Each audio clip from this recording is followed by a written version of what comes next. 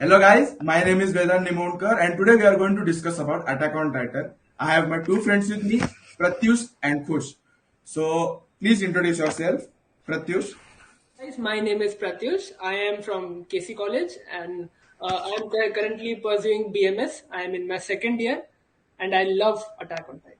My name is Khush. I'm from ITM Nerul.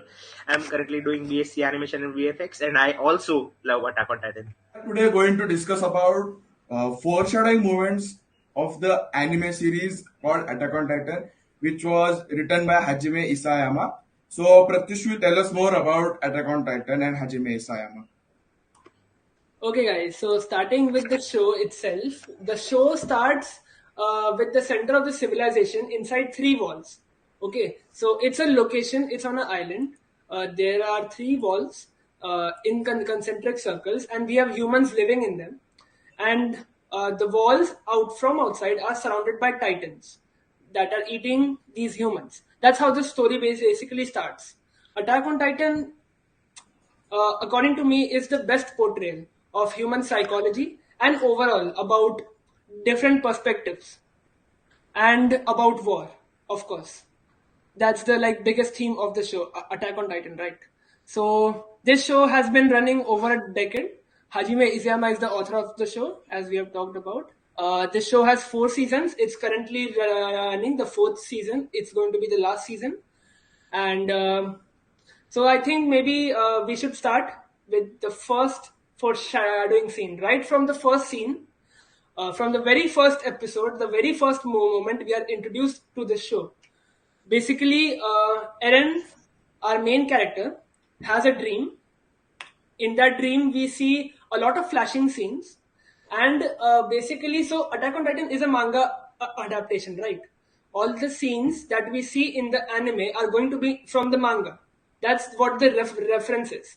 Now, in the manga, there was one specific scene which was not added in the anime.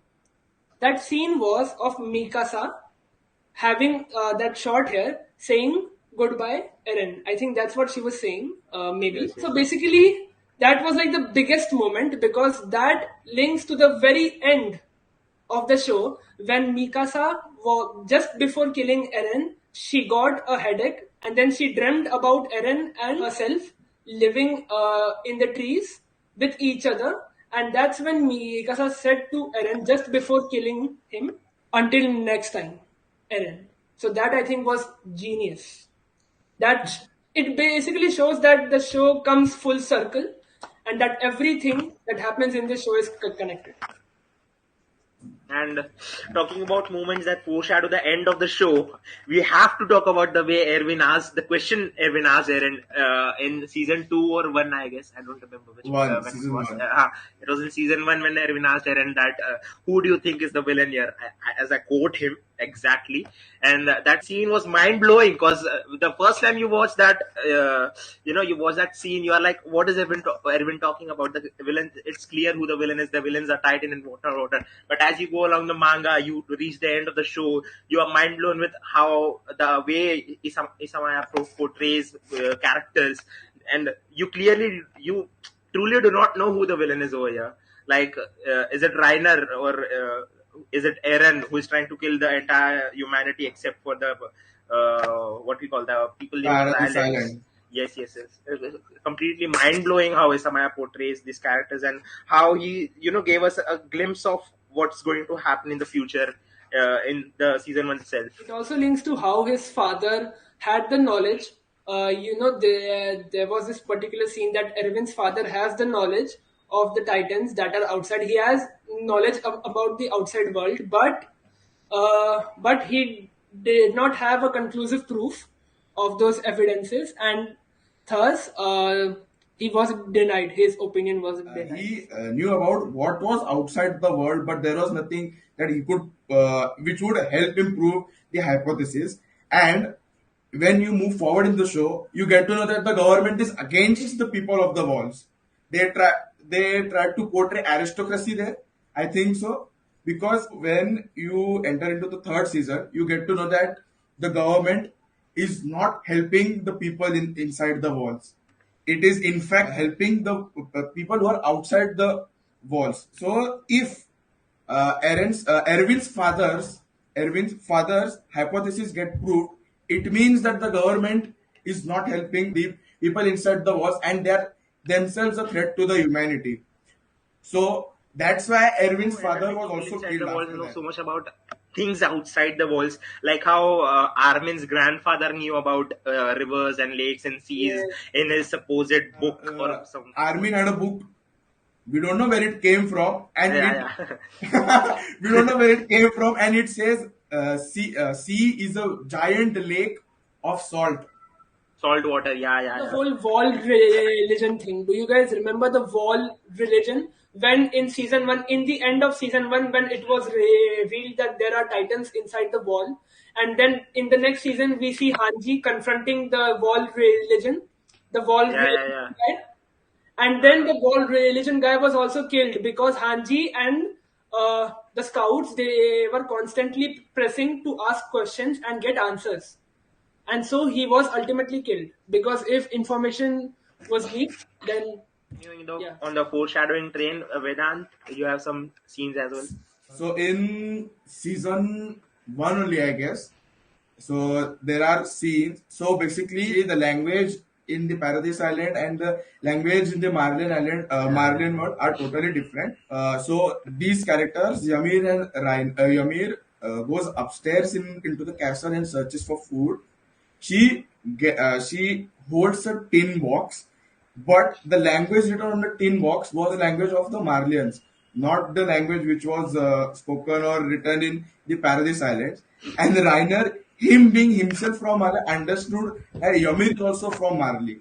So they both get confused that how both are how Able to both are able read, to read the whatever it is written on the tin box. and So then that they were is, too stunned to speak, and That then was it from was. and they both were like तू भी मत बता मैं भी नहीं बताऊंगा बट्टी पिट्टूस तू पण जुटी मी पण जुटा. You have that pixie swine one. Exactly. So there, so Attack on Titan has released a lot of special episodes that has. So Attack on Titan has a lot of special manga chapters, and so what the show did was during the gaps in between the seasons. So like when season two ended, if I am not wrong, when season two ended, these two special episodes. I think it was after the end of season one or season two. There were a few special episodes that were released. One of them was about how Sasha and John had a battle for cooking the best breakfast meal. And in that episode, Pixies, when he, Commander Pixies, when he tastes the food, he goes berserk, and then he drinks the wine. He turns into a titan, and the other guys like Connie and the other people, the Eldians, even they turned into titans.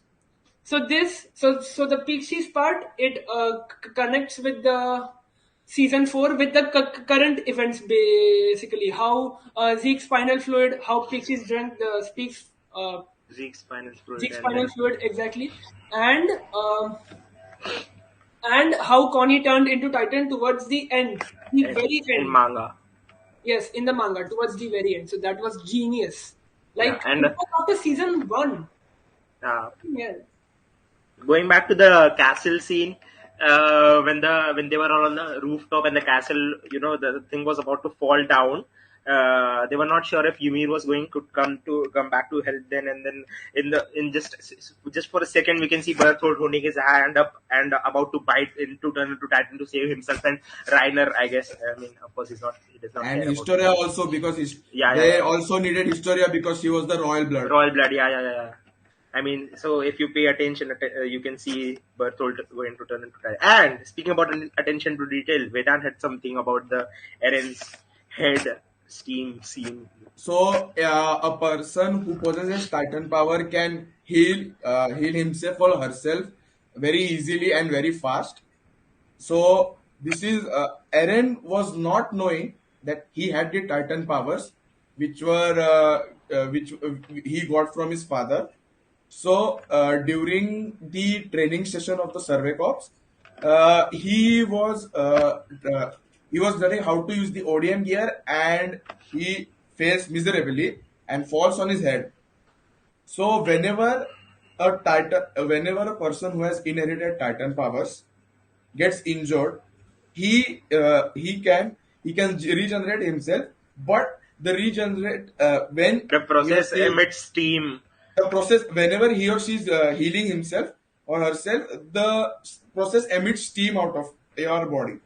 So this was one of the, I don't know, very, means it is just shown for a point 5 seconds, but that attention to detail was Immaculate. immaculate. It's like mind So blowing.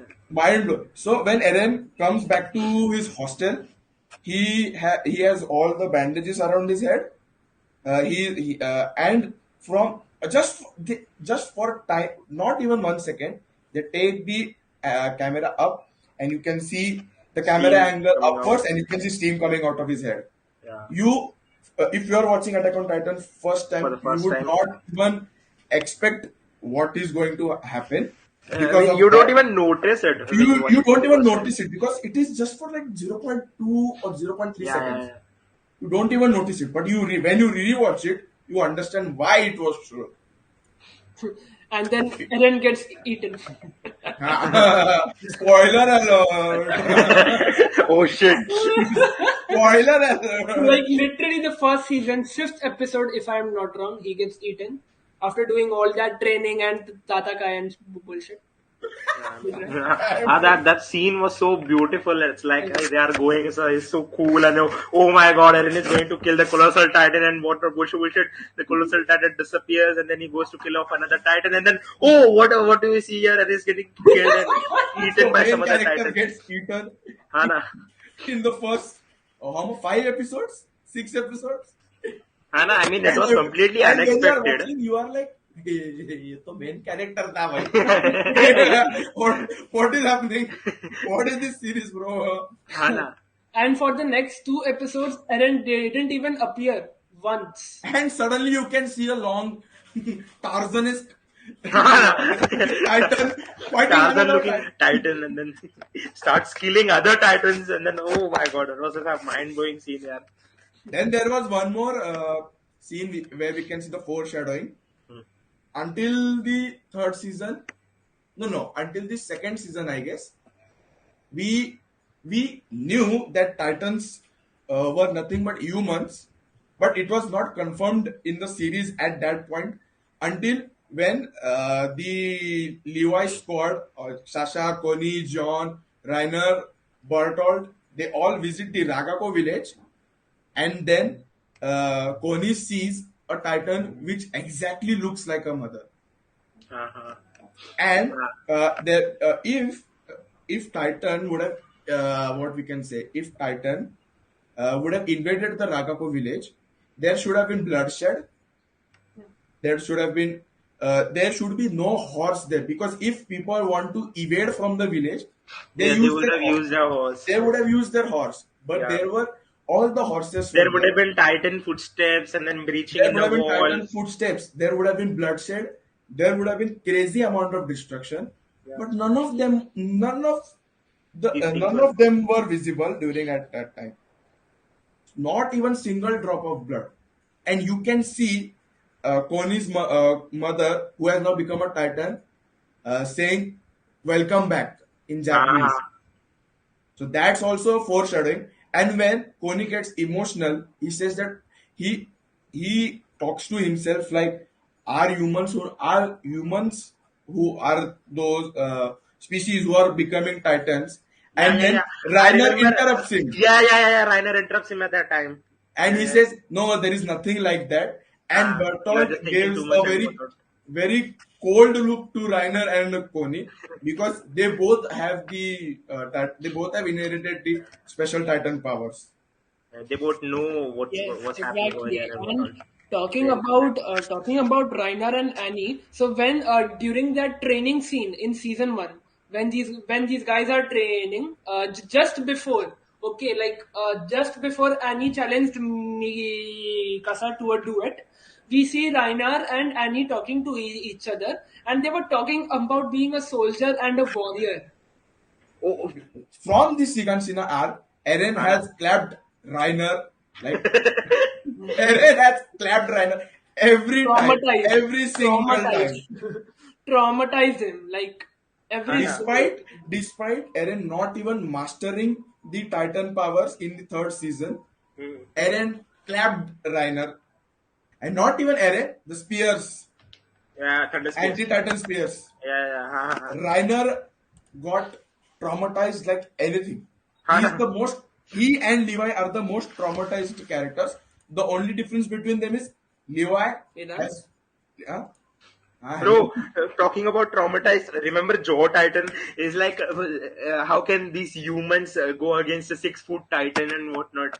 I mean, bro, Levi has clapped Beast Titan. Who are you?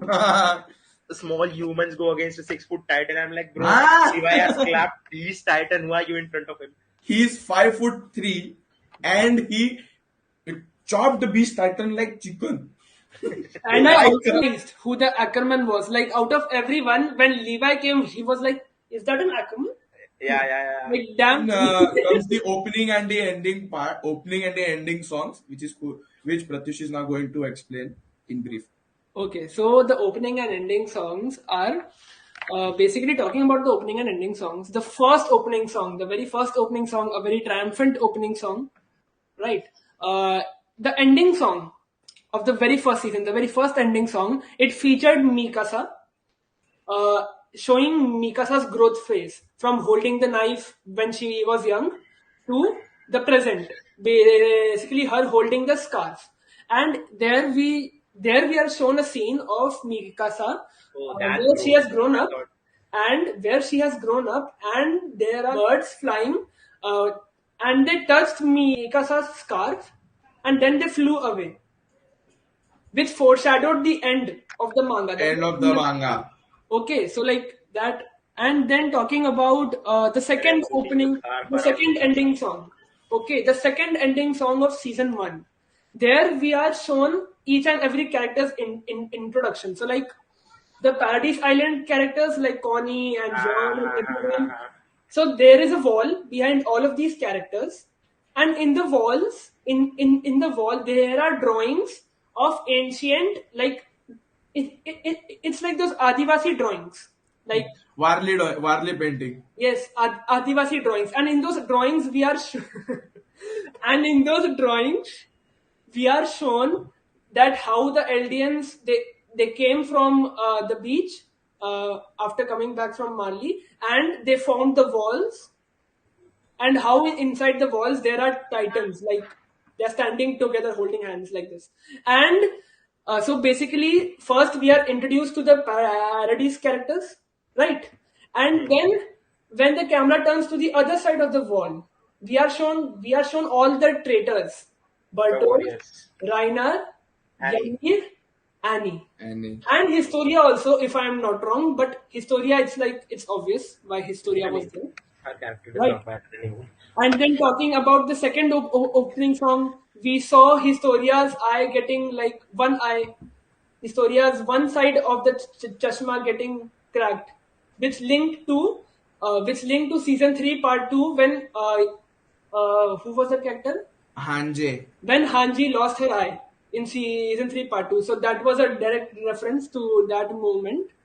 Then coming to the first ending song of season two, the first ending song of season 2 that was performed by Shinzou Kamate-chan. Okay, so it had like a very disturbing music to it, and there that was like the biggest thing ever, because literally everything about the past of the founder, the attack on Lagos, the attack on Lagos or Lago, which was revealed in season four. You remember that scene when the grandfathers were teaching Zeke that there was Ah, a battle that happened in Lagos, that battle, Mm-hmm. and the whole past of Ymir, and how the walls were formed. Everything was shown, and there was also this Eldian cross towards the end, the Eldian cross showing the end of, basically symbolizing the whole Eldian thing.